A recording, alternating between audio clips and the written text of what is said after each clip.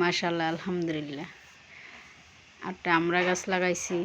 আমরা গাছে অনেক আমরা হয়েছে। কয়েক বছর ধরে আমরা হইতেছে। অনেক বাতাস, বাইরে অনেক বাতাস।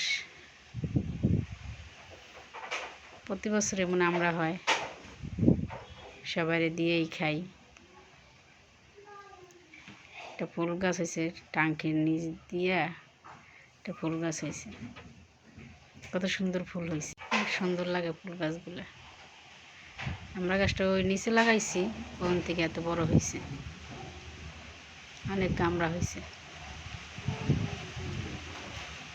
দেখতে খুব ভালো লাগে গাছটা। বাড়িতে একটা সেবা দেয়, রোদ লাগে না, ভালো লাগে পরিবেশটা।